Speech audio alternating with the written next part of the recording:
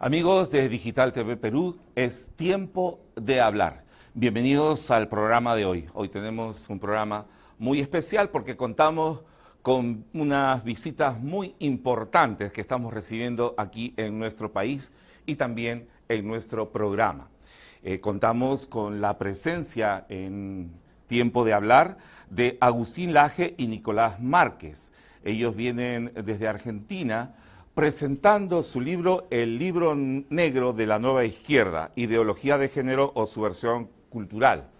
Aquí tenemos una copia del libro. Bienvenidos a Lima. Muchas gracias, muy amable, estamos muy cómodos de estar hoy aquí contigo, gracias por la invitación. ¿Es tu primera vez, Agustín? No, es mi cuarta vez. Ya has estado hablando sobre estas cuestiones en la primera, sí. Muy bien. ¿Y tú? Muy contento, Reinaldo, de estar con Carol, con Cristian, muy agradecido por el espacio. Y en mi caso es la tercera vez que estoy acá en Lima. Bueno, entonces ya tienen algún conocimiento de nuestro país y de nuestra ciudad.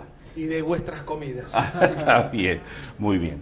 Y también tenemos esta tarde como panelistas, vamos a comenzar con Carol Maraví, ella es bióloga y coordinadora de Unidos por la Vida y la Familia. Sí. Carol, bienvenida. Muchas gracias por la invitación, realmente un placer estar aquí con ustedes, contigo, con Cristian, que ya somos de casa, creo. De Sí, así es. Y Cristian Rosas, politólogo y vocero de Con Mis Hijos No Te Metas. Cristian. Muchas gracias, Reinaldo, por la invitación. Siempre es un honor estar aquí.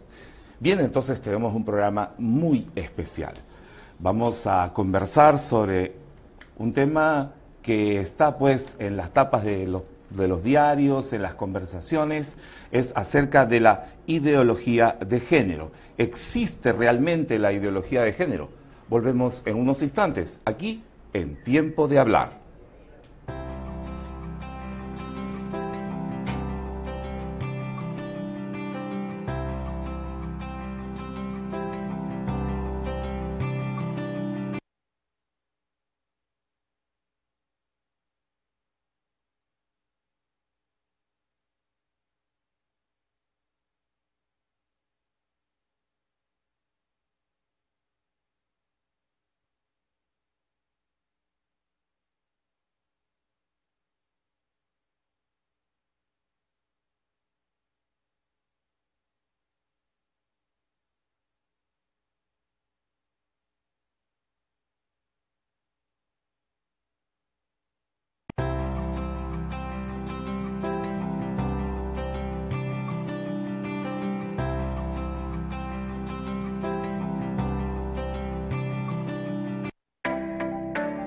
La tecnología ha cambiado la forma de consumir contenidos. En cualquier momento, en cualquier lugar. Atrás quedó la experiencia unipersonal de la comunicación. Hoy, la experiencia es comunitaria e interactiva. La televisión social va ganando espacio en relación a la televisión tradicional. Nos informamos y entretenemos cada vez más en comunidad a través de redes sociales y medios digitales.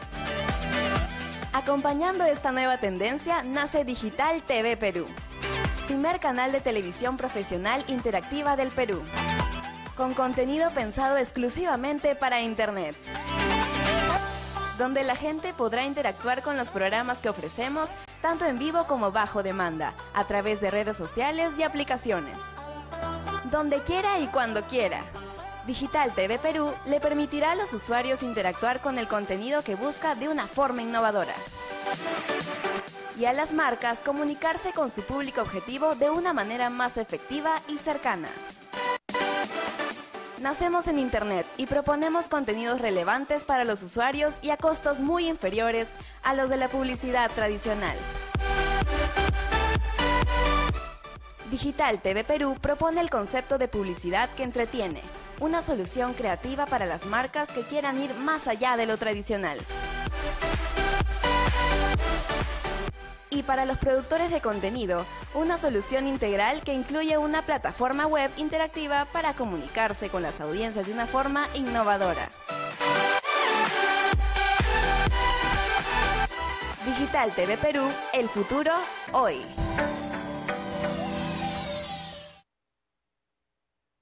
Digital TV Perú es información.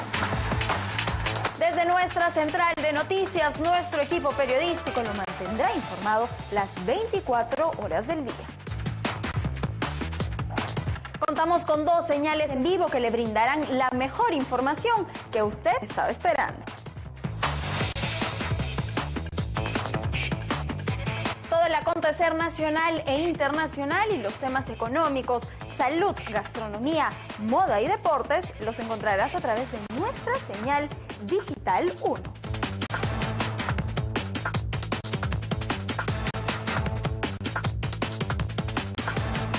Además, podrás seguir en vivo y en directo los hechos más importantes y los eventos que ofrecemos por nuestra señal Digital 2. Siempre de la mano de las nuevas tecnologías y las redes sociales. Digital TV Perú, el futuro, hoy.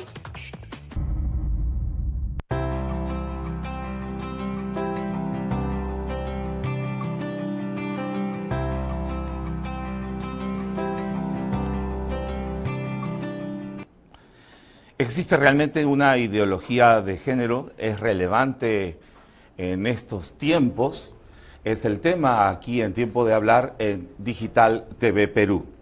Y estamos para conversar de este tema con nuestros invitados, Agustín Laje, ensayista, politólogo, y Nicolás Márquez, también analista político. ¿También tienes formación en Derecho? Soy abogado. Eres abogado, ¿no? Y comunicador también, me parece. Soy abogado, soy docente diplomado, tengo algunos estudios paralelos, pero de facto ya es mi libro número 12, en este caso con Agustín, así que soy prácticamente un ensayista consuetudinario. Y ellos son autores del libro negro de la Nueva Izquierda, que es un bestseller en Amazon en los temas de política, ¿no? De propuesta política, ensayo, es el número 1 en ventas en Amazon en idioma castellano, hablando sobre la ideología de género o su versión cultural.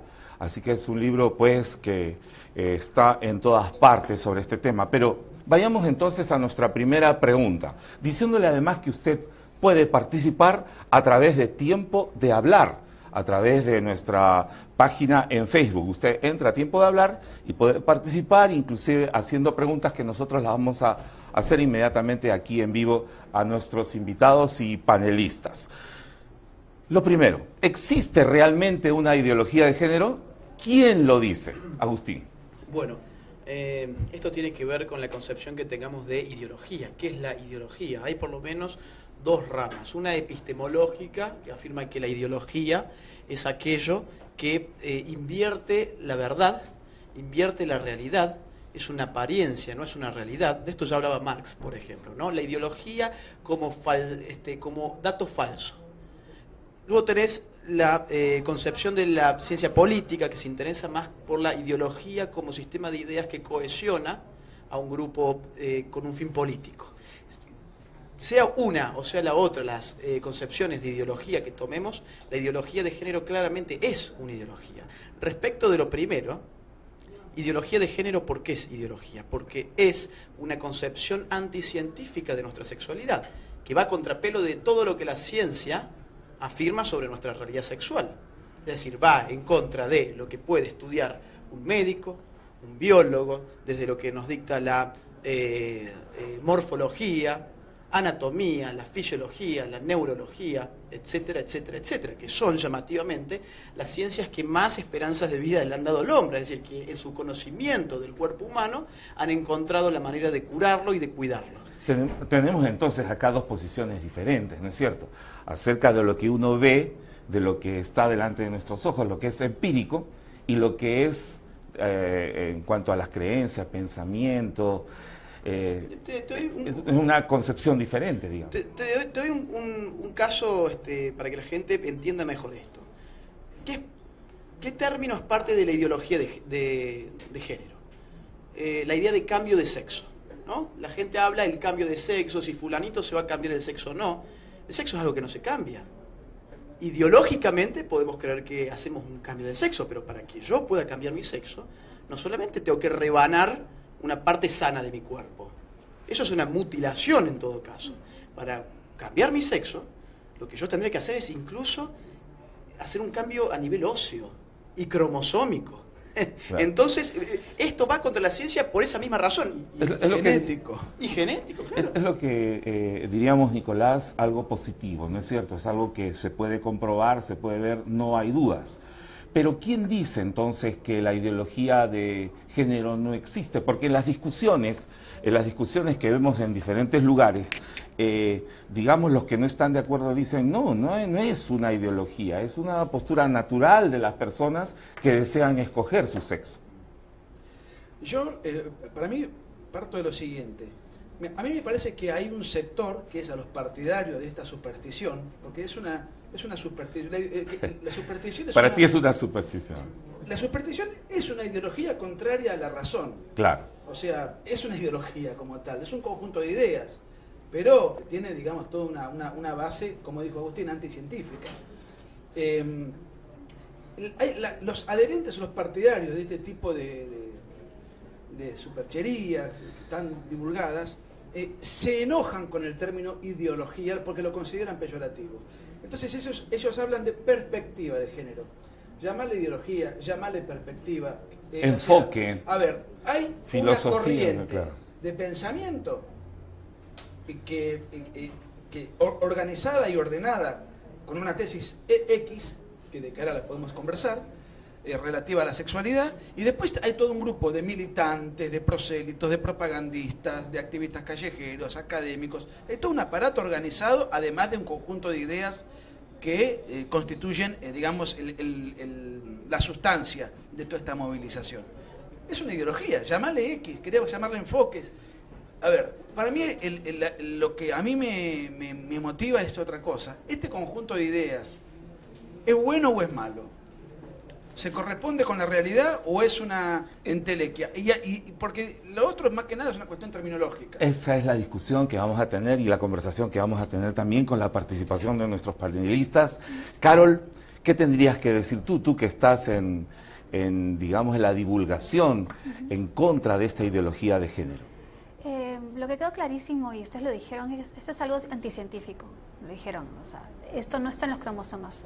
Nosotros cuando somos concebidos por nuestro papá y nuestra mamá, porque solamente un hombre y una mujer juntos pueden concebir a otro ser humano, la combinación de la información genética entre el padre y la madre solamente nos va a dar dos opciones, hombre o mujer, XX de la mujer, XY del hombre, no hay más.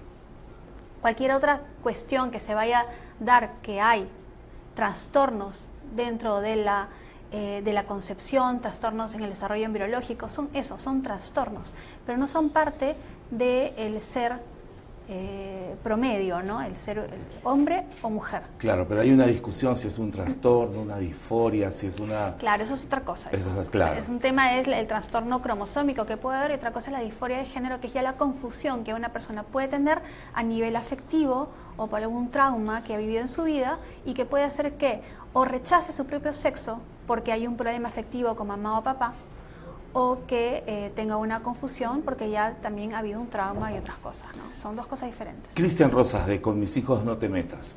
¿Cuál es la pregunta que tienen los padres de familia cuando han salido a las calles a decir, no estamos en contra de esta ideología que ha entrado en el currículo escolar y en diversas publicaciones del Ministerio de Educación? Bueno, la primera protesta de los padres de familia es por qué el Estado quiere imponer una doctrina de la mentira, ¿no? Dentro de las protestas que se hicieron a nivel nacional en 125 ciudades del Perú, uno de los eslogans que más pegó fue el que decía: nuestro cuerpo no miente, somos hombres o somos mujeres.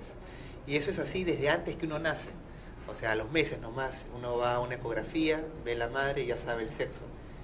Y es más, trasciende tu propia vida, a un muerto. Un hombre pasa 3000 años, estás momificado, un cabello, ADN, hombre. Si no tiene cabello la momia, un hueso, ADN, hombre. O sea, es antes de que uno nazca y aún después que uno muere. El sexo es una cualidad, una característica de la humanidad que es inmutable, no se puede variar. Se puede mutilar, como bien lo dijo Agustín, pero no se puede cambiar la carga genética, no se puede cambiar la esencia del ser humano. Y por lo tanto, esta propuesta ideológica es una propuesta totalitaria, absolutista, que pretende doblegar la conciencia humana para así convertir a la sociedad en cómplices de una mentira. y es algo en el cual se debe reaccionar en todos los frentes, porque reaccionamos para preservar la especie humana en su verdadera dimensión, fundamentados en la verdad y en la realidad. Bueno, estamos conversando acerca de ideología de género, pero precisamente en este bestseller, el libro negro de la nueva izquierda, Nicolás Márquez y Agustín Laje proponen que esto es una iniciativa política que pues está ya permeando la Constitución y las leyes, no solo en América Latina, sino también en el mundo. ¿Hay una conspiración internacional para imponer la ideología de género, Agustín? Bueno, en ese punto nosotros no estamos muy seguros de que esto sea tan concentrado en el sentido de que hay algunos titiriteros que manejan hilos desde arriba, sino que tendemos a pensar que tiene algún grado de espontaneidad. Es decir, una corriente. No somos tan, digamos, de creer de que todo el mundo se organiza de esa manera. Creemos que hay mucho de espontáneo que se puede explicar un poco mejor mirando el mundo de la academia, porque este es un tema que nace en la mente de pocos hombres. Esos hombres que muchas veces nosotros vemos como filósofos que escriben en las Torres de Marfil, aislados de la realidad, y pensamos, bueno, pero ¿qué importa el libro que este tipo sacó? ¿Cuántos lo pueden leer? ¿Qué efecto puede tener? Bueno, esto se viene escribiendo por lo menos desde la década del 60, del siglo pasado. O sea que ya las propuestas de ideología de género ya tienen que más de 40, 50 años. Sí, sí, claro que sí. Desde la década del 60 por lo menos, y ahí es donde nosotros encontramos un nexo político-ideológico con la izquierda en general. Porque ¿qué estaba pasando en esos años? Hacía muy poquito había muerto Stalin, la izquierda de Occidente se desencantó con Stalin, empezaban algunos a mirar más a Mao, encontraron la década de oro del capitalismo en el mundo. Por ejemplo, Estados Unidos durante toda esa década, durante los 60, crece a un 5% anual, lo que hoy llamamos las tasas chinas, y tiene un nivel de gente parada en las calles sin trabajo del 2%. ¿Qué revolución del obrero se podía hacer en esas condiciones? Europa venía del Plan Marshall, venía en unas condiciones muy similares. Entonces, los teóricos... Y en América Latina estaba la revolución cubana gestándose. Sí, aquí en América Latina se continuaba con el paradigma del marxismo clásico, esto del golpe de palacio, el golpe de Estado, la guerra de guerrillas, el terrorismo urbano.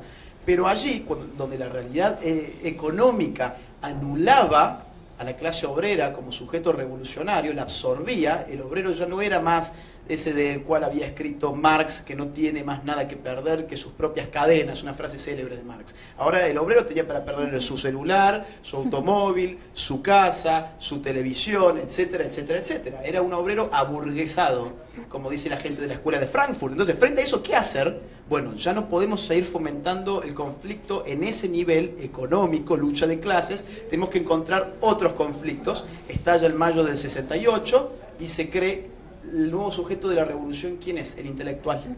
Porque los que marcharon en el 68 eran intelectuales. Y entonces el poder ya deja de estar en la clase obrera como tal y pasa a la persona que piensa y que es capaz de construir el conflicto. El marxismo científico. Marxismo cultural, yo diría. Cultural, más bien. Sí, el de Marx intentó ser ciencia, pero obviamente no lo fue. Así que esa es, digamos, según nuestra tesis por lo menos, el origen de todo esto. Llevar la lucha de clases al terreno de la lucha de géneros, entre otras nuevas máscaras que adquiere la izquierda. Indigenismo, ecologismo, garantismo, entre otras. Pero Nicolás, ¿cómo logra entrar, por ejemplo, en América Latina, en la academia, en las posturas políticas, en la ideología de género, según la propuesta que ustedes hacen en su libro? En realidad, en América Latina ingresa como ingresa el grueso de las corrientes de pensamiento. Primero se forjan en Estados Unidos y fundamentalmente en Europa, y luego, unos años después, esos mismos pensadores son leídos por la intelectualidad local, ¿no es cierto? En esta materia, desafortunadamente, la Argentina es uno de los países pioneros en deformar ideológicamente la realidad y en importar todas estas corrientes negativas. Para situar a nuestros televidentes, a los que nos están viendo, en Argentina la ideología de género pues ya ha dado leyes, ya... La ideología de géneros hizo estragos y hace estragos con pasos sucesivamente más audaces. logró un montón de cosas. Un ejemplo doméstico, que con Agustín nos gusta poner esos ejemplos porque para que se tome nota de que no se trata de analizar el pensamiento de Foucault. Sí, hay que analizarlo, pero hay que ver cómo ese pensamiento aislado después repercute en la realidad. El otro día, por ejemplo, en Argentina, el goleador de un torneo de hockey femenino es un transexual, un hombre que se disfraza de mujer, que como se autopercibe como mujer, para no discriminarlo, la ley le otorga la posibilidad de competir en un torneo femenino. Y obviamente, si un juez decide lo contrario, ¿cuánto va a durar ese juez en su cargo? Porque como dijo Cristian, es una tiranía. Y si un juez dice, no, este es un varón, a mí no me interesa, que haga lo que quiera con su intimidad, pero no puede competir en este torneo. Ese juez, ¿cuánto dura en su cargo? Sin ser objeto de escarnios, de escraches, de destituciones burocráticas, etcétera, etcétera. Hay una tiranía de la corrección política ordenada hacia esto. La Argentina ha pasado por sucesivas etapas, lamentablemente mucho más avanzadas que las que ustedes están padeciendo, y hoy hay matrimonio homosexual con las mismas prerrogativas jurídicas que un matrimonio propiamente dicho. Hay estamos casi es inminente que se apruebe el genocidio infantil, es decir, el aborto, que de hecho ya hay muchas leyes que lo hacen entrar por la ventana. Vamos a dejar que nuestros panelistas también intervengan. Carol. Sí, no, ese ejemplo que ha dado Nicolás sobre este jugador de hockey, que es este hombre jugador de hockey, no es una mujer, nos retrotrae un poquito al primer tema, ¿no? El tema del dato biológico. Ese es un hombre que tiene una masa muscular de hombre. Por lo tanto, no puede competir con una mujer, es totalmente injusto. Pero ya lo está haciendo. Pero es que las mujeres deberían levantarse y decir, ¿por qué tal raza? ¿Por qué va a competir en mi categoría si es un hombre? Imagínense que ponemos en pugilismo, en boxeo, a uno de peso pesado, en una pelea de peso pluma, lo revienta. Entonces, es la misma lógica, si quieren verlo así. No podemos hacerlo. Y Cristian, ¿qué está sucediendo en Perú con respecto a esto? Bueno, en el Perú se quiere implementar esta ideología de forma ya no tan sutil. Este gobierno decretó 5 proyectos de leyes, todos relacionados e insertando el término género. Felizmente cada uno de esos decretos han sido derogados en la Comisión de Constitución, está pendiente su aprobación en el Pleno, que es muy probable. Pero el ataque principal fue en el Currículo Nacional de Educación Básica del año 2017, que insertaron el enfoque de género, ¿no? Que trata de otorgarle derechos al ser humano por un término sociológico, género, y no por su condición humana. Y no es la primera vez que eso ocurre en la historia humana. Antes también se daban derechos según la clase que uno pertenecía, proletario o burgués, o eras el opresor o eras el oprimido. O inclusive se daban derechos por el tipo de raza, ¿no? Antes las leyes de Nuremberg modificaron el estándar de ciudadano igualitario y clasificaron al alemán entre el ariano, el ario, y el judío, después el Mischling grado 1, grado 2. Ese tipo de categorización del ser humano que elimina sus derechos en su primera calidad, que es la calidad humana, ha servido para hacer esta diferenciación de valorización del ser humano. Y lo que este sistema totalitario busca es primeramente anular la conciencia humana. Hitler decía, la conciencia es una invención del judaísmo. Ahora lo que esta ideología dice es que la conciencia no sirve para nada. ¿Por qué? Porque ya uno está obligado a someterse a la mentira, le guste o no le guste, y hacer una carnicería de su conciencia. Interesantísimas las opiniones, las propuestas que estamos escuchando aquí en Tiempo de Hablar. Vamos a tener una pausa y retornamos en unos instantes aquí en Digital TV Perú.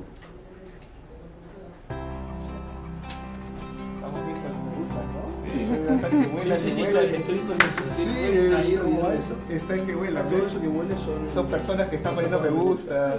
¿Por qué Sí. mi celular no huele así? Corazoncito. Combinación. Es inferior, soy yo. Está viendo que cualquier en momento. Argentina el iPhone cuesta $2.500. En cualquier lugar. ¿no? No, el Atrás iPhone quedó no la se vende en experiencia. Argentina. No se vende, pero Entonces, recién la han traído, ¿no? Hoy la experiencia es comunitaria e interactiva. La televisión social va ganando espacio en relación a la televisión tradicional. Nos informamos y entretenemos cada vez más en comunidad a través de redes sociales y medios digitales.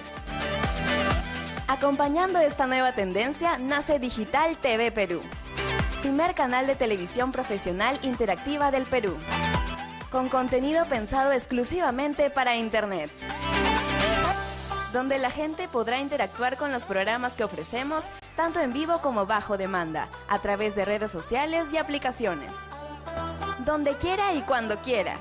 Digital TV Perú le permitirá a los usuarios interactuar con el contenido que busca de una forma innovadora. Y a las marcas comunicarse con su público objetivo de una manera más efectiva y cercana. Nacemos en Internet y proponemos contenidos relevantes para los usuarios y a costos muy inferiores a los de la publicidad tradicional.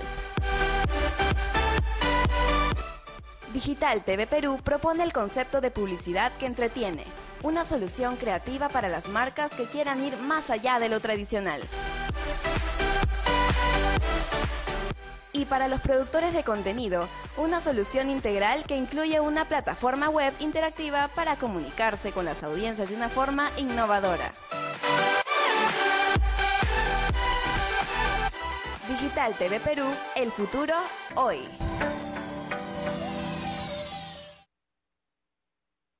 Digital TV Perú es información.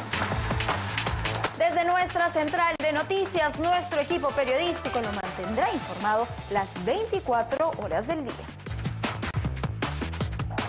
Contamos con 2 señales en vivo que le brindarán la mejor información que usted estaba esperando. Todo el acontecer nacional e internacional y los temas económicos, salud, gastronomía, moda y deportes los encontrarás a través de nuestra señal Digital 1.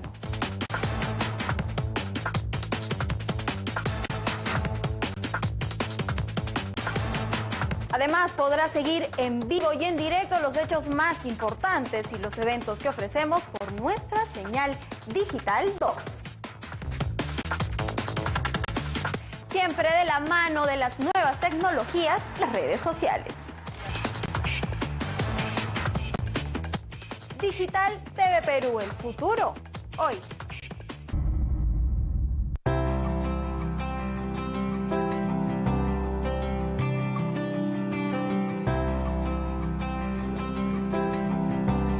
Aquí en Tiempo de Hablar por Digital TV Perú, la verdad sobre la ideología de género es una realidad, es un mito, una invención, y seguimos conversando con nuestros invitados Agustín Laje y Nicolás Márquez. Nicolás, ¿cuáles son las bases que ustedes, según el libro suyo, las bases que esta ideología está tratando de ingresar en nuestra sociedad, en nuestro ordenamiento legal, digamos? Mira, yo creo que la legislación de género es consecuencia de un conjunto de ideas que fueron preexistentemente promovidas, difundidas, presionadas a la clase política y luego eso después se materializa en una ley, ¿no es cierto? Por eso ustedes, por ejemplo, están en plena lucha legal y tengo entendido que muy exitosa. En las últimas semanas hubo buenas noticias para ustedes, pero la lucha legal existe o política en definitiva, porque previamente hay una lucha ideológica. Y la imposición de esta idea tiene que ver con lo que dijo primero Agustín. Hay, primero, cenáculos de pensadores que elaboran una determinada corriente de pensamiento. En el caso puntual de esta ideología, Agustín un poco señaló esta dicotomía que tenía la izquierda de decir, bueno, ¿qué hacemos? Nosotros tenemos que hacer la revolución con los obreros, pero los obreros no nos escuchan. ¿Quiénes fueron los que analizaron esto? Fundamentalmente los miembros de lo que se conoció como la Escuela de Frankfurt. ¿Por qué analizaron esto? Porque muchos de ellos eran judíos, europeos, en pleno nazismo fueron a Estados Unidos. En Estados Unidos conocen el confort, el capitalismo, conocen que el obrero tiene posibilidades de ascenso social permanente, se dan cuenta que el obrero no los escucha. Entonces es ahí donde empiezan a haber alternativas a la revolución que ellos habían previsto mucho antes de encontrarse con esa realidad. Hablo puntualmente de Herbert Marcuse, de Wilhelm Reich, de varios de estos ideólogos. Y después esto va siguiendo, y Agustina anticipó un poco que después hay un punto de inflexión en el Mayo francés.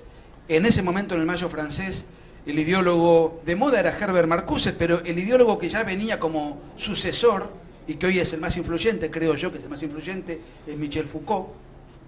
Y esto va derivando en muchas ramificaciones y corrientes que van generando y sentando las bases de un pensamiento que de ahí salen, del ambiente académico y universitario salen periodistas, sociólogos, comunicadores, abogados, todos nutridos por una misma base filosófica.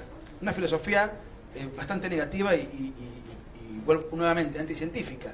pero los futuros comunicadores y formadores de opinión, escritores, blogueros, etcétera, que son los que a su vez influyen sobre otras mayorías, vienen ya con el árbol envenenado, con el tronco ya podrido por una ideología que los formatea con estas concepciones, con estas categorías. Uno de los argumentos que se esgrime contra las posiciones del libro y en contra de la ideología es que está en contra de los derechos humanos, los derechos de las personas a poder elegir su forma de vivir. ¿Qué es lo que tienes que decir, Agustín, al respecto? Que nuestras sociedades pueden hacerlo. Nadie está en contra. Yo y Nicolás, Nico y yo, no estamos en contra de que un homosexual viva su vida íntima como le plazca, o que una persona que es hombre quiera fantasear que es mujer. Lo que estamos denunciando es que atrás de una máscara de liberación hay opresión. ¿Hay opresión para quién? Para quienes no somos partícipes de esas fantasías. ¿En qué sentido? ¿Por qué opresión? ¿En qué sentido? Por ejemplo, en España, en muchos lugares de España, como Madrid, por ejemplo, el Estado es el que financia lo que llaman mal, como hemos visto, el cambio de sexo. Es decir, vos, con tus impuestos, tenés que contribuir para que una persona que fantasea que no es hombre, se someta a una mutilación de su pene. El Estado te obliga a vos que vos seas parte de esa fantasía. Se citó hace un rato lo de la jugadora, el jugador de hockey, que como se autopercibe como mujer, el Estado le dice usted puede jugar aquí. Y hace poco en Australia hubo otro caso en levantamiento de pesas, donde un transexual también fue incluido en esta liga y ganó, salió campeón, obviamente. Pero hay cosas un poquito todavía más espantosas, ¿no? Tenía más masa muscular evidente que una mujer. Hay otros datos, por ejemplo, Estados Unidos. En Colorado y en Oregon hubieron dos casos interesantes para hablar cómo atrás de la liberación hay incluso explotación. En ambos estados de Estados Unidos hubieron dos pasteleros que se negaron a hacer una torta, como se dice allí en mi país, para una boda homosexual, por los motivos que fueren, que eran una cuestión de fe. El estado de Colorado falló en el sentido de obligar a esa persona que hiciera la torta, es decir, de someterlo a la esclavitud, porque uno que hace un trabajo que no escoge es un esclavo. Y en Oregon se lo multó con $130.000 por no querer hacer un pastel a un homosexual. En fin, hay otros casos, por ejemplo, el partido de izquierda de Suecia, porque a ver, acá hay algo que tenemos que tener claro. Esto es una estrategia gradual y pasiva, una revolución imperceptible. Su fuerza es no ser bien entendida por las masas. Entonces, cuando menos nos demos cuenta, ya vamos a estar inmersos en una radicalización todavía peor. Esto podemos entenderlo bien si vemos países donde la ideología de género opera desde hace mucho tiempo atrás que en los nuestros. Suecia. El partido de izquierda está pidiendo una ley para obligar a los hombres a orinar de sentados. ¿Cómo? Una ley para obligar a los hombres a orinar de sentados, porque dicen que orinando de parados se da, no sé, una suerte de violencia de género simbólica, y no se viene, el hombre está ahí parado con su pistola, en una situación agresiva, no sé. Ahora bien, ¿qué busca atrás de esto? Buscan que el Estado efectiva... ¿Cómo se efectiviza una ley así? Es imposible. Es imposible. Entonces, ¿qué busca esa ley? ¿Ser parte de la normativa social? No, el conflicto. El conflicto entre hombres y mujeres allí donde no hay, porque no hay forma de saber si un hombre lo hace de pie o sentado. Es el conflicto. En el País Vasco se está pidiendo que por ley en los colegios no se juegue más el fútbol como deporte de gimnasia. ¿Por qué? Porque dicen que territorializa con criterios de género el espacio recreativo. Nunca hubo ningún conflicto para que las mujeres jueguen fútbol mixto o fútbol entre ellas. Pueden hacerlo. Ahora bien, la ideología de género, si vos te fijas bien, jamás penetra en países donde estos, donde todas estas cuestiones no se pueden hacer. Por ejemplo, el Medio Oriente. Por ejemplo, en países de África donde se mutila el clítoris de la mujer. ¿Cuándo ustedes han visto que las marchas de las feministas vayan contra las mezquitas o contra la embajada de Irán? Países comunistas. Países comunistas también. Jamás van ahí porque su interés es otro. No es la mujer ni es el homosexual, es otro, su interés que es político. Ahí hay un tema que también podemos tocar en esta mesa. Voy a pedir a Carol y a Cristian. Se vincula este tipo de propuestas como la que hacen Nicolás y Agustín, se vincula a grupos religiosos, ¿no? Que los grupos religiosos fanatizados, conservadores, ultras, son los que están enarbolando esta bandera en contra de la ideología de género. Carol. Que haya algunos grupos religiosos que lo estén haciendo es una coincidencia. Esto de aquí es un tema de ciudadanía, es un tema de sentido común. Esto lo hacemos todos los ciudadanos porque creemos en la ciencia, creemos en que existen hombres y mujeres, y esto no es un tema propio de una religión, es un tema de ciudadanía, como te digo. Aunque por supuesto han habido también digamos, declaraciones, dichos que han sido cuestionados. Claro, lo que sucede es que se espera que una sociedad sana reaccione de forma racional frente a un atentado contra la propia especie humana. Y se espera que la sociedad reaccione con honestidad, con transparencia, que reaccione de forma negativa ante la mentira. Y la primera línea de defensa de una sociedad usualmente son los cristianos, porque tienen el mandato de ser proclamadores de la verdad. Pero eso no es un patrimonio exclusivo de los cristianos, ni tampoco exclusivo de la religión. Ese es un patrimonio de la humanidad como especie humana, porque es el denominador común de toda nuestra especie, sea ateo, sea creyente, sea comunista, sea capitalista. Todo ser humano comparte una misma carga genética. Es la propia especie humana que está siendo atacada. Por esto esta ideología no es un ataque sectorial, regional o particular, es un ataque contra la misma esencia del ser humano. Por eso la necesidad de reaccionar de manera determinada y de manera frontal. No se puede coexistir ni convivir con la mentira, porque ese es un pensamiento totalitario que te va a exigir hacer compartícipe de una celebración de una ideología falsa, como lo comentó, ¿no? En el caso de las pastelerías que fueron clausuradas por rehusarse a hacer una torta gay.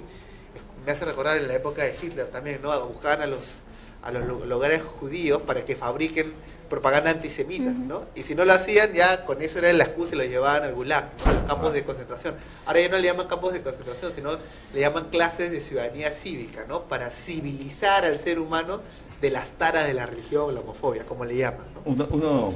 Una de las imágenes difundidas recientemente que han sido muy populares ha sido el bus de hazteoír.org en España, ¿no es cierto? El bus de la libertad. El bus que le llaman de la libertad, y se veía el bus que solo tenía dos frases, ¿no? Los niños tienen pene, las niñas tienen vulva. Y eso fue considerado homofóbico, ¿no? Transfóbico, homofóbico, y tuvieron que tapar las palabras respectivas para que pues pueda circular el bus. Y creo que hasta trataron de incendiarlo. Sí. No quería interrumpirte. Octavio Paz dice que la dictadura perfecta es aquella que no se nota que es una dictadura, porque recién con el ejemplo que bien comentaba Cristian del nacionalsocialismo, aquello era un sistema totalitario, criminal, pero digamos lo admitían, lo reconocían. En cambio, esta es una dictadura disfrazada de liberación. Es una dictadura disfrazada de liberación. Entonces es más difícil para el común de la gente, cada uno ocupado, ensimismado en sus quehaceres diarios, poder advertir. Y además es progresivo, es de a poco, es una cuestión que es paulatina, y de esa manera va adormeciendo las conciencias, va adormeciendo la reacción, y cuando te querés acordar tenés toda una hegemonía cultural custodiada por leyes y por guardianes del orden de esa ideología imperante. En Argentina, por ejemplo, un ejemplo que ha sido votado de manera unánime y con beneplácito, una cosa tonta, que en principio parece justa. En la provincia de Buenos Aires, que es la mitad de la Argentina, más o menos en cantidad de gente, digamos, ya tenemos para las próximas elecciones que la mitad de los legisladores o congresistas tienen que ser mujeres. O sea, uno no va a elegir en función del mérito, la capacidad o la honestidad, sino que es una lista impuesta de esa manera, por supuesto. Ya está el lobby homosexual que quiere su cuota parte de homosexuales en las listas, digamos, por una cuestión legal y obligatoria. lo cual es ridículo. Nosotros hemos tenido una presidente mujer. Es decir, prueba más evidente de que no existe ninguna discriminación. Acá casi la tienen. Sí. Acá casi la tienen. Acá casi la tienen. En Chile hay presidenta En mujer. Chile, Brasil, Casi- Alemania, casi Estados Unidos. Casi Estados Unidos. En el caso de Argentina fue una tragedia, pero no porque sea mujer, sino por las ideas y la moral de ella y su marido. Ya Eso sabemos tu postura política. es otra argentina. historia. Es Pero otra quiero historia. decir, pero sin embargo, y ahí otra vez lo que decía Cristian. Eso es autoritario, es despótico, Ahora, yo quiero poner... condiciona la elección del pueblo. Está bien. Ahora, yo quiero poner sobre la mesa un tema, pero no es un tema también de derechos humanos, como argumentan pues las organizaciones defensoras de los derechos gays y homosexuales. No es un tema pues de que es un derecho humano que uno pueda expresarse. Que se expresen, que se autoperciban. A mí me gustaría más, igual si el foco está puesto en esa temática, que vayan a tratar de hacer que se cumplan los derechos humanos en Medio Oriente, en África, en Asia, que es donde no se cumplen. Acá un homosexual, ¿qué impedimento tiene para hacerlo? Acá una mujer, para ir a un partido político y tratar de candidatearse, ¿qué impedimento legal tiene para hacerlo? Ninguno, si ustedes casi tienen a una presidente mujer. Lo que no tienen el derecho ellos es de hacernos partícipes a nosotros de sus fantasías, que es otro tema. Voy a poner otro ejemplo, sumamente claro. En Inglaterra, hace muy poco tiempo, deben ser unas 2 semanas, llegó a una clínica una señorita que se autopercibe como hombre. Y llegó con una panza de este tamaño. Entonces los médicos le dijeron, felicitaciones señorita, usted va a ser mamá. Y ella dijo, ¿cómo? Si yo soy hombre, ¿cómo voy a ser mamá? Bueno, ahí está la diferencia entre la realidad y la ideología. Ahora bien, derecho humano, ¿qué hubiese sido? Bueno, sí, está bien. No la vamos a matar por pensar eso. No, usted no va a ir presa por pensar eso. No la vamos a torturar por pensar eso. No le vamos a quitar la palabra por pensar eso. Ni la vamos a obligar a pensar otra cosa. Pero ¿qué ocurre? Ella obliga ahora a los médicos a que la autoperciban de la forma que ella misma se percibe. Entonces, recurre al Estado. El Estado, junto con la Asociación Médica Británica, impone una guía de cómo se debe hablar, cómo los médicos deben hablar, una neolengua, donde se prohíbe decir mamá, papá, hombre, mujer. Un médico ni bien ingresa en la facultad, lo que le enseñan son digamos, este es el cuerpo de la mujer, este es el cuerpo del hombre. Ahora tienen vedado usar esas palabras para no ofender. ¿Derechos humanos de qué? ¿Para qué? ¿Para quién? ¿Para todos o solamente para ellos? Ese es el tema. Las palabras de Agustín Laje y Nicolás Márquez aquí en Tiempo de Hablar por Digital TV Perú. Tenemos una pausa, retornamos en un instante.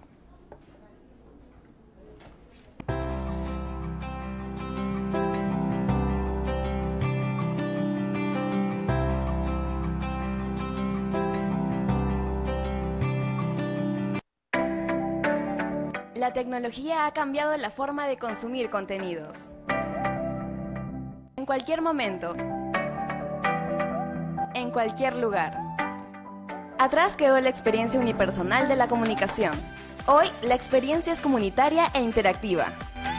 La televisión social va ganando espacio en relación a la televisión tradicional. Nos informamos y entretenemos cada vez más en comunidad a través de redes sociales y medios digitales. Acompañando esta nueva tendencia, nace Digital TV Perú, primer canal de televisión profesional interactiva del Perú, con contenido pensado exclusivamente para Internet, donde la gente podrá interactuar con los programas que ofrecemos, tanto en vivo como bajo demanda, a través de redes sociales y aplicaciones. Donde quiera y cuando quiera. Digital TV Perú le permitirá a los usuarios interactuar con el contenido que busca de una forma innovadora. Y a las marcas comunicarse con su público objetivo de una manera más efectiva y cercana. Nacemos en Internet y proponemos contenidos relevantes para los usuarios y a costos muy inferiores a los de la publicidad tradicional. Digital TV Perú propone el concepto de publicidad que entretiene, una solución creativa para las marcas que quieran ir más allá de lo tradicional. Y para los productores de contenido, una solución integral que incluye una plataforma web interactiva para comunicarse con las audiencias de una forma innovadora. Digital TV Perú, el futuro hoy.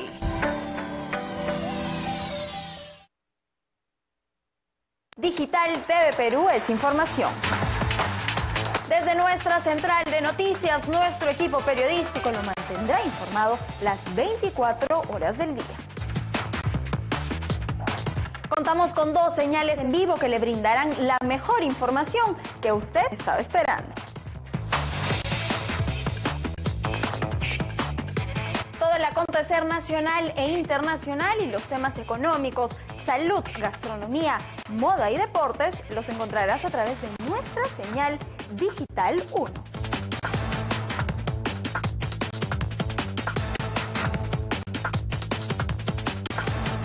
Además, podrás seguir en vivo y en directo los hechos más importantes y los eventos que ofrecemos por nuestra señal Digital 2.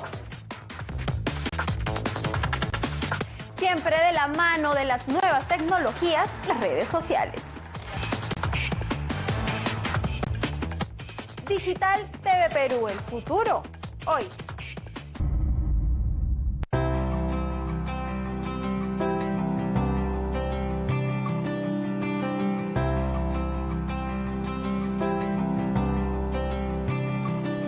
Sí, es Digital TV Perú y ya en tiempo de hablar con nuestros invitados Nicolás Márquez y Agustín Laje.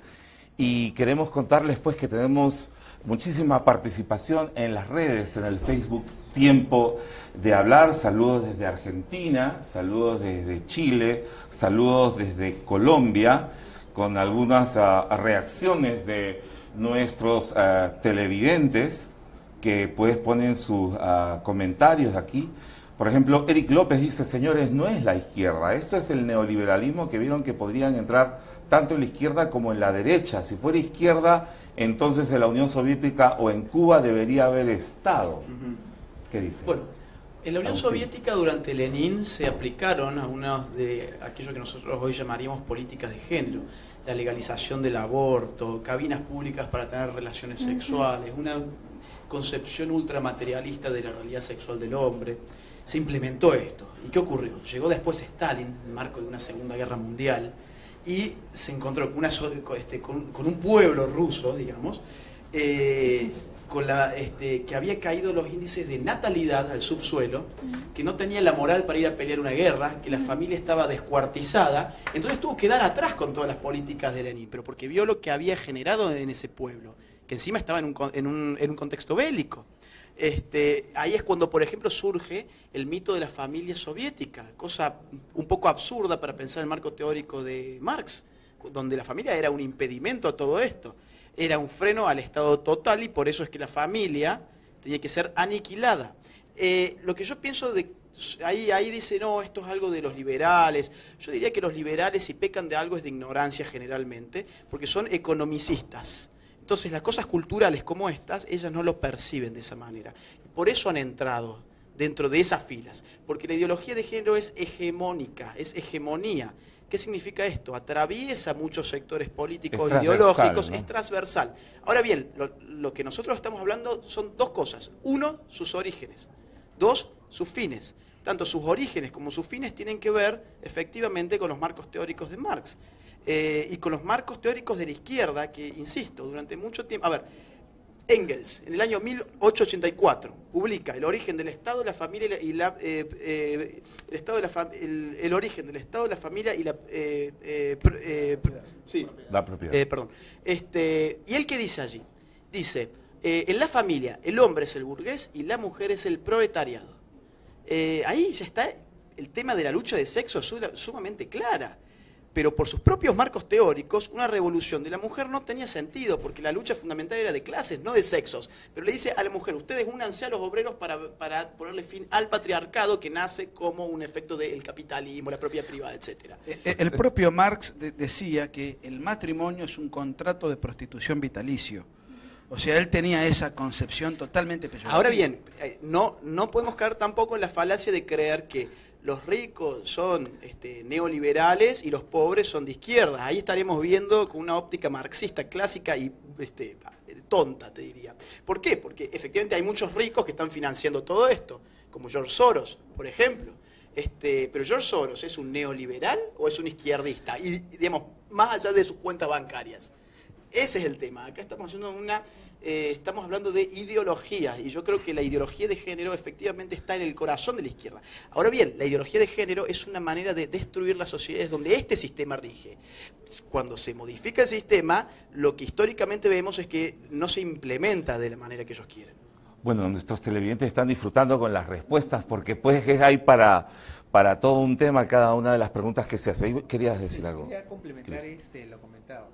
Creo que el gran alcance del libro, tanto de Agustín como de Nicolás, es poder demostrar que la raíz o el fundamento de esta ideología es emplear la estrategia de la agudización de las diferencias entre una clase opresora y una oprimida. En este caso, reemplazar a la clase opresora no como la clase socioeconómica, sino como el hombre, y la clase oprimida como la mujer. Entonces, lo que el libro expresa de una forma muy adecuada y acertada es que se ha trasladado esta visión marxista al plano humano, al plano de los sexos, y creando esta rivalidad innecesaria, ¿no?, que nos lleva a estos conflictos. Pero es cierto que esto ha trascendido las barreras políticas y los partidos y los países y las naciones y el tiempo. Y las clases sociales. Y las clases sociales. Por eso es importante que la sociedad reaccione. Y hay síntomas que el ciudadano puede percibir para darse cuenta del tipo de totalitarismo. Cuando el gobierno, sea cual sea, te comienza a decir qué creer, qué pensar, qué opinar y qué hablar, en ese momento el ciudadano se tiene que dar cuenta que dejó de ser libre. Porque si tú eres libre para decir sí, pero no eres libre para decir no, no eres libre, eres un esclavo. En la Constitución Política del Perú clara y expresamente dice no hay delito de opinión. Sin embargo, han querido implementar leyes que por opinar de una manera distinta frente a la homosexualidad se considera un crimen o un discurso de odio. Y ahí tenemos que identificar y darnos cuenta. Ahí tendríamos que entrar, queremos entrar un instante antes de terminar el programa a los crímenes de odio, discurso de odio. ¿Qué propone el libro? ¿Qué es lo que dicen ustedes en este tema? Bueno, por lo poco tiempo que sé que tenemos, sí. No sé por dónde empezar, pero muy rápidamente. Primero, esto de estar condicionando la manera de expresarse ya es un atentado a la libertad de expresión. Stuart Mill decía, la opinión tiene que ser infinita. Yo puedo escribir y decir lo que se me plazca, y si hay alguien que se siente herido, mala suerte, claro, que me retruque con las mismas herramientas. Si a alguien le molesta este libro, tiene toda la libertad, o de no leerlo, o de contestarlo y de reventarlo con sus fundamentos. Lo que sí tiene que tener un límite es la acción. Yo puedo tenerle bronca a Agustín y puedo tratarlo peyorativamente. Ahora no le puedo pegar un martillazo en la cabeza, eso es un delito, obviamente. Así Agustín sea de Boca. Que no le gusta el fútbol. No le gusta el fútbol. O sea, le gusta el básquet. Ah, ya está bien. Pero lo que quiero decir, primer punto, los discursos de odio, te acusan de discurso de odio a aquellos a quienes no comparten tu discurso. Claro. Primer punto. Pero que son los que tienen, no hay nada más odioso, ni hay discursos de odio más furibundos, por lo menos en Argentina, que las marchas feministas con sus consignas y con sus pintadas, que son, digamos, de letrina, ¿no es cierto? Ahora, hay otro tema. Crímenes de odio. Me puse a ver la realidad del Perú poco antes, la semana previa a venir acá, me lo estamos pasando también con Agustín, con gente tan amable que nos da espacios con tanta generosidad. Hay una organización que ustedes conocen mucho mejor que yo, que se llama PromSex, que es una organización abortista pro agenda de género. Esta organización denunció que en Perú, entre el año 2013 y el año 2016, o sea, en prácticamente 4 años, hubo 38 personas homosexuales que fueron asesinadas.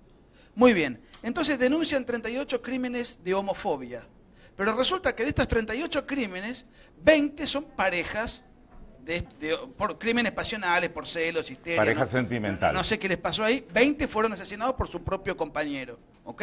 O sea que ahí no hay ninguna homofobia ni nada por el estilo. Los otros 18 homicidios de Perú, denunciados por PromSex, son robos azarosos. Entraron a robar, se resistió la víctima, lo mataron, resultó que era homosexual, homofobia. Eso es ridículo, porque eso de estar enfatizando el aspecto del crimen de odio es suponer que la persona que va a cometer un delito lo va a cometer motivado por un odio específico a una orientación sexual. es ridículo. Realmente no tiene, digamos, no tiene rigor científico ni jurídico en este caso, y así es permanente. Lo mismo ocurre en otras áreas que Agustín maneja mejor que yo, como el área de los crímenes de femicidio, en donde cada mujer que muere es un femicidio. Vamos a dejar a Carol que nos comente algo de esto. No, justo lo que estaban hablando ustedes hace un ratito, el tema de que es una lucha entre hombres y mujeres, pero en realidad ya no es una lucha entre hombres y mujeres. El lobby gay ha visto una oportunidad valiosísima y se ha plegado, y hay ahora una especie de hegemonía entre la homosexualidad y la mujer, y van juntos ahora en esa lucha contra ese heteropatriarcado, como le llaman ellos, ¿no? Y vemos todo ese tipo de cosas alucinantes, como el tema de los 38 homicidios que realmente han sido, como dices tú... Un solo dato, y no quiero monopolizar nada. Me encargué de ver, según fuentes oficiales del Perú, en el año 2015 hubo en Perú 2.500 homicidios.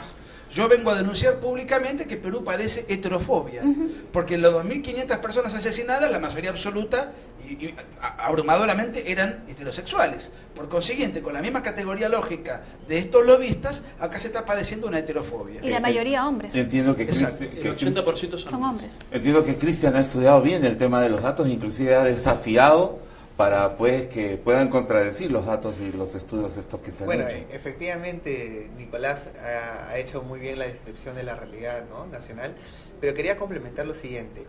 Esto sucede, la sola intención de criminalizar el odio o el amor, que son sentimientos, los pensamientos, es la evidencia pública de que el Estado quiere adoptar una postura cuasi divina.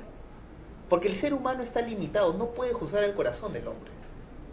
El ser humano solamente puede juzgar los actos hechos. Y por lo tanto, sentencia el acto y los agravantes del acto. Si el acto tiene conexión pasional, fue doloso, premeditado, fue cruel, la pena sube. Porque el enfoque jurídico es castigar el delito, el acto. Pero el nuevo enfoque pretende hacer al Estado inquisidor de la intención del corazón, del alma del ser humano, y da una sentencia cuasi divina. Que el Estado no puede conocer jamás el fuero íntimo de la persona. No podría. Eso es una evidencia más clara aún del exceso que el Estado pretende imponer a través de esta ideología.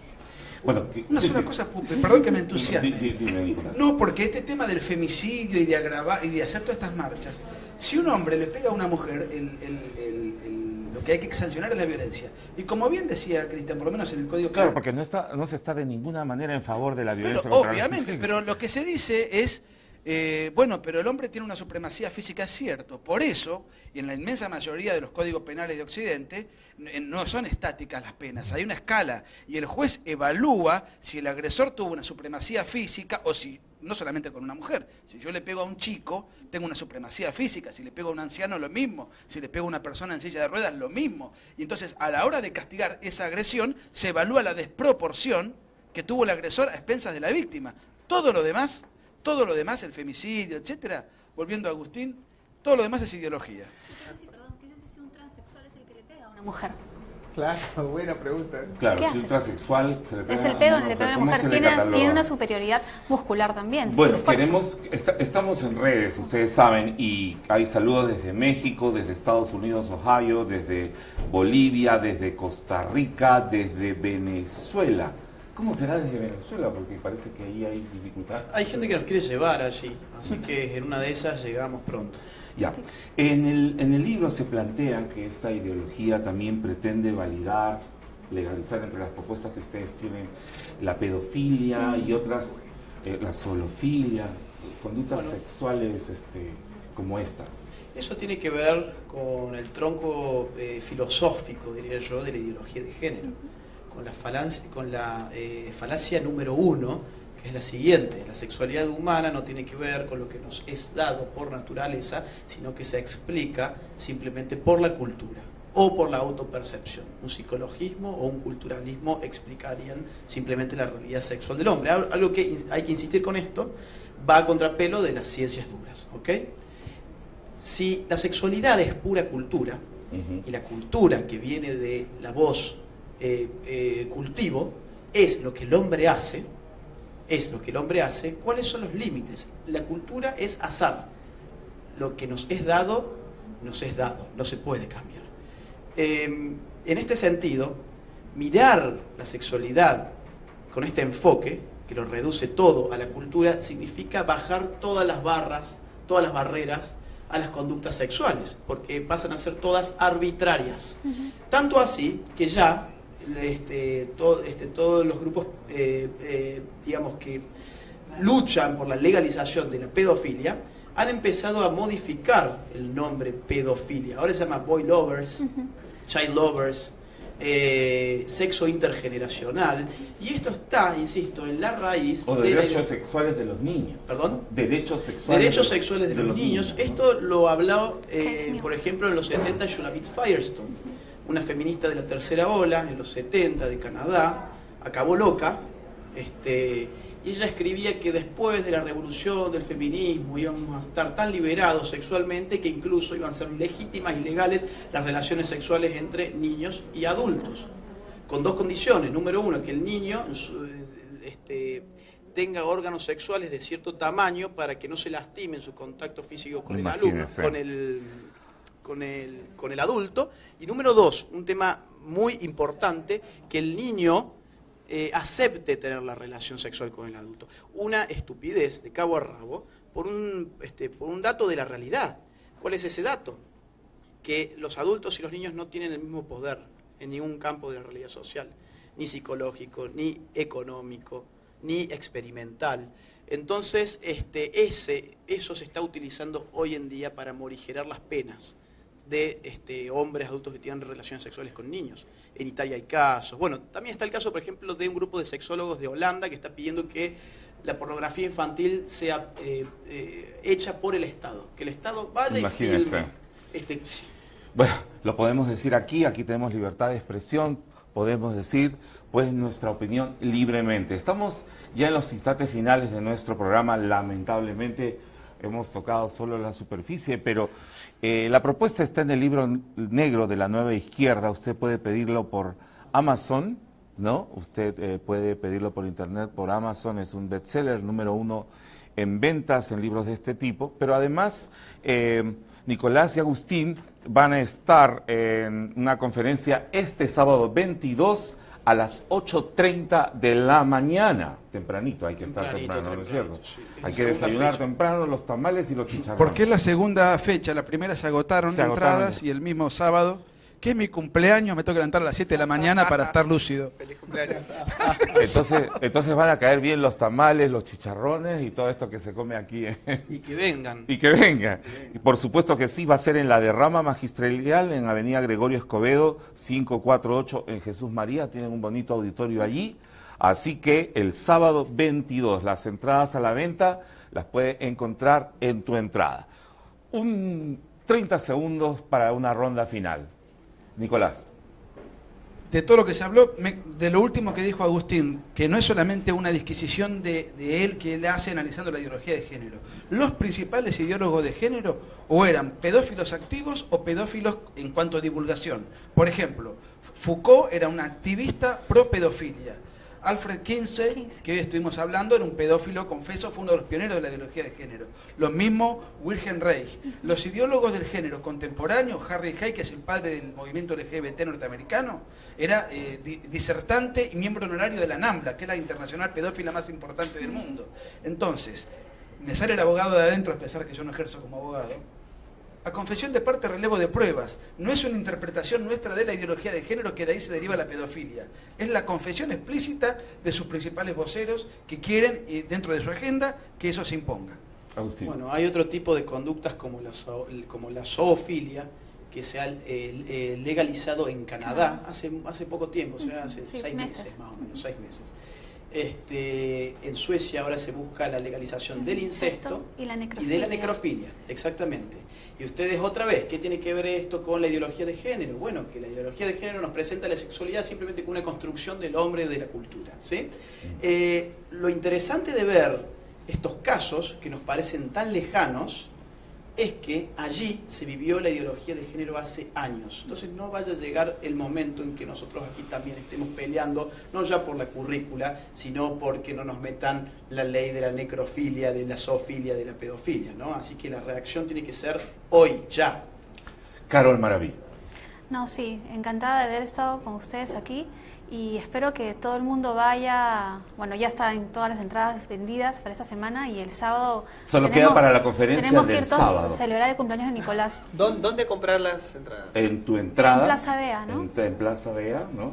Estamos haciendo una publicidad gratuita, pero merece la ocasión. Sí. Cristian, 30 segundos. Bueno, solamente para toda la audiencia recordarles que vale la pena luchar por la verdad, porque ninguna mentira es eterna. La verdad siempre triunfará en su debido momento y la verdad nos liberará. Gracias por acompañarnos aquí en Tiempo de Hablar por Digital TV Perú. Hasta la próxima.